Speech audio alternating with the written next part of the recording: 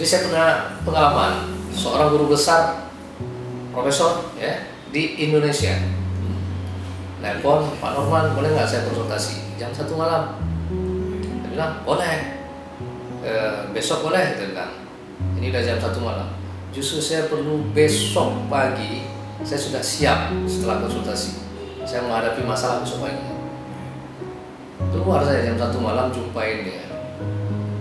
Ya, jumpain dia ceritakan masalahnya, saya urai. Bapak kalau ditanya jawabnya A, B, C, D. Nah, kalau misalnya ada masalah ini, Bapak lakukan ini. Nah, sepulang ke situ dia lega. Nah, kan nggak mungkin kita tunda orang lagi panik. Ya gitu kan? Nah, apalagi hanya sekedar telepon. Teman nih, cuman nih, saya lagi ini. Oke, kamu buat A, B, C, D. Saya merebut sesuatu yang istimewa, yang orang mungkin agak berat lakukan, mengurangi jam tidur. Saya nggak apa-apa. Nah, terus tanya terus bayarannya gimana? Doakan kalau saya sehat, berarti saya bisa lihat orang lain lagi. Karena saya nggak kenal siapa yang nelpon. Kalau lagi kita bahas masalah duit, nah gitu. Mau kaya miskin saya nggak tahu, ya kan? Mau partai apa kan saya nggak tahu itu. Yang penting ada masalah tanya.